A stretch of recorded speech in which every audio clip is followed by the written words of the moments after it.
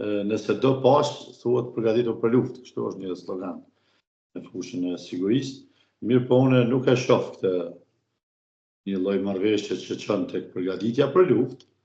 por një marrëveshje trilaterale e cila mundson këtyre shteteve që kanë nënshkruar që ta rrisin, ta forcojnë aftësitë e veta mbrojtëse, pastaj të rrisin edhe bashkëpunimin në industrinë e mbrojtjes, sepse Kroacia është një vend që ka një zhvillim të tillë, por me rritë edhe ndërveprueshmërinë e vet apo interoperabilitetin si forca në fusha të ndryshme siç janë edukimi, janë trajnimet që shuhet domethënë edhe Kroacia dhe Shqipëria, sepse këto janë dy shtete në pozicione të mëdha gjeostrategjike të kapin pjesën më të madhe të Bregdetit të Adriatikut. Pastaj në stërvitje të përbashkëta që shkëmbejnë përvojat e eksperiencat me qëllimin që të përgatisin kapacitetet e tyre mbrojtëse me në gjuhën përbashkët ushtarake dhe në rritjen e ndërveprueshmërisë, duke pasur edhe një koncept dhe doktrinë stërvitje trajnuese të përbashkët. Këto janë benefitet që mund të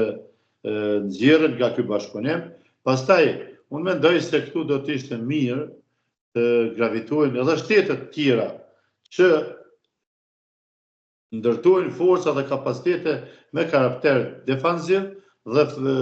mendojnë se duhet si forcat përbashkëta të sfidojnë të gjitha rreziqet e mundshme që do të paraqiteshin në rajonin tonë të sigurisë, pra në pjesën juglindore të Evropës apo edhe në Ballkan. Marrëzi duket si vështirë me Maqedoninë. Unë mendoj se këtu pati një pretendim, tani pritet një takim me sekretarit përgjithshëm NATO dhe në Beograd, pritet nga Vučić, dhe të do interpretime se gjëja se si do të shifen. To nuk besoj se Kroacia dhe Shqipëria si shtete anëtare të NATO-s e kanë bërë këtë kokën vetë dhe pa u konsultuar.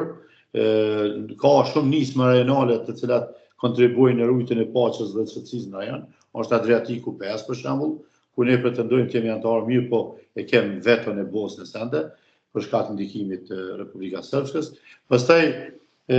Malizia është anëtar i NATO-s, në qoftë se tani Malizi tani ka një qeveri, ju e dini, dhe kryetari i Kuvendit dhe qeveria janë me orientime pro-ruse. Kjo ka qenë një fatkeqësi e madhe që i ka ndodhur Malizi, dhe këtu kanë përfituar si palë tretë, pala serbe dhe pro-ruse nga përçarja që është krijuar nga grupimi shqiptar që udhëziste Ajfar Abazoviçi dhe Gjukanoviçi, kështu që mendoj se në zgjedhjet e ardhshme këta do ta rikuperojnë këtë gabim dhe Malizi do ta ruajnë orientimin e Malizi drejt Bashkimit Evropian dhe integrimit përgjithshëm euroatlantike, sepse Malizi veç është anëtar i NATO-s dhe nuk ka asnjë pengesë që të jetë pjesë e kësaj nisme, por vetëm një pengesë është sepse qeveria ka një orientim prorus. Po flitet se edhe Bosna, edhe Bullgaria mund të thotë të jetë pjesë e kësaj marrëveshje dhe unë e shoh këto vetëm si një forcim i mbrojtjes dhe një gatishmëri apo rritje gatishmërisë për t'u përgjigjur çfarë do pasiguria apo rreziku që cënon sigurinë në rajon. Çfarë problemi ka që mund kjo marrëveshje mund të ketë brenda saj dhe nenin 5 nëse do ta marrin shembull me NATO, nëse sulmohet një vend, dy vendet e tjera për në rastin konkret e marrëveshja trepaqe të ndërhyjnë.